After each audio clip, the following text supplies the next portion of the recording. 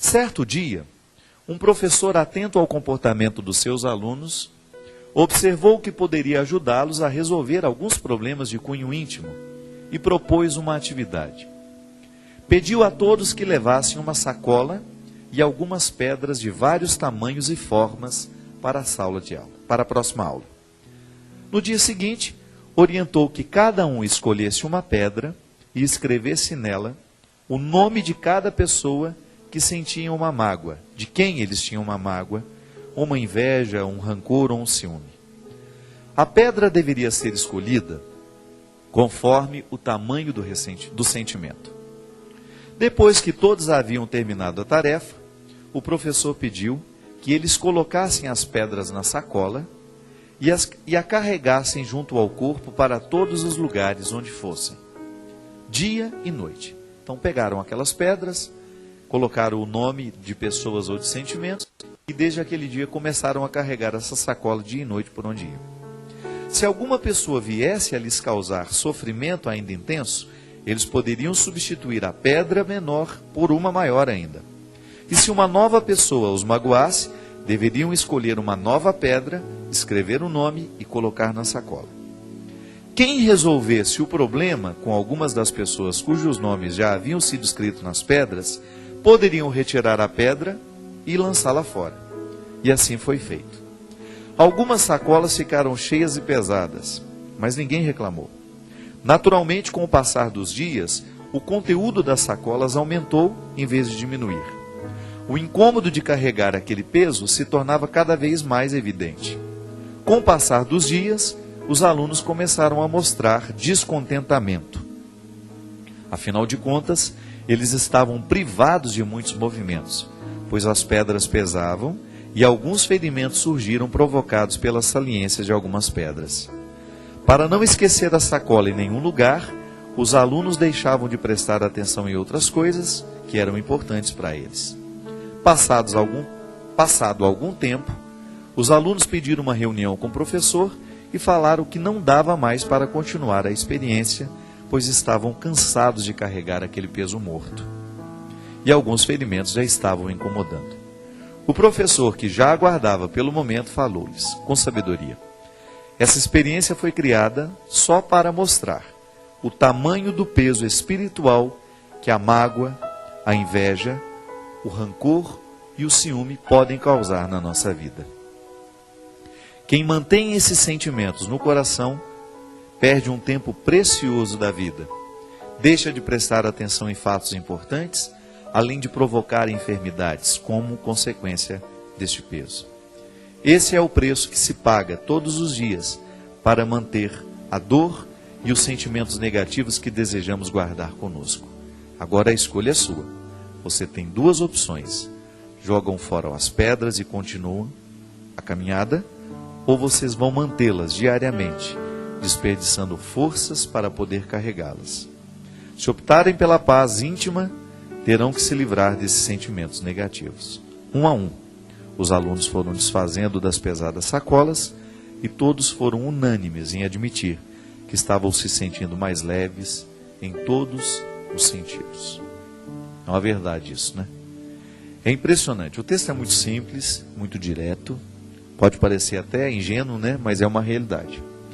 Muitas vezes na nossa vida nós estamos levando uma sacola de pedras sem perceber. E há um detalhe que o texto não fala, é que a gente corre o risco de se acostumar com o incômodo. É impressionante. Quando nós nos acostumamos com o ódio fica tão incorporado na nossa vida que a gente já não sabe mais que está odiando o tempo todo. Porque a gente se ocupou demais daquela pedra pesada, a gente se acostumou com o peso dela. Livrar-se desses excessos, minha gente, é muito importante para a nossa saúde espiritual, psíquica, emocional, tudo. A nossa saúde física depende dessa leveza. E é interessante que nós vamos levando esses pesos, muitas vezes justamente porque não refletimos sobre eles. Muitas vezes nós não fazemos a faxina destes sentimentos, né? Nós vamos nos acostumando gradualmente com essas pedras que nós vamos levando. De repente, tem 20 anos que aquela pessoa me magoou, eu ainda guardo aquela pedra no meu coração, eu ainda levo aquele peso comigo, e já não sinto nem que estou levando mais, porque ficou incorporado. Mas de alguma maneira me adoece, porque me pesa. Porque o coração que se ocupa do ódio, corre o risco de não amar. Amor e ódio ocupam o mesmo espaço dentro de nós. Só que com uma diferença. O ódio obstrui os espaços. O amor abre portas. Quanto mais a gente ama, mais a gente pode amar. O ódio é o contrário.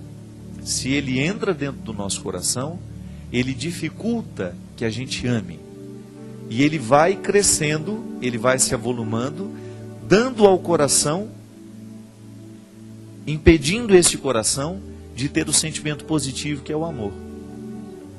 Por isso que é tão importante a gente fazer, todos os dias antes de dormir, será que hoje eu estou levando para a cama comigo? Será que eu estou levando para o meu descanso o peso de algum ódio?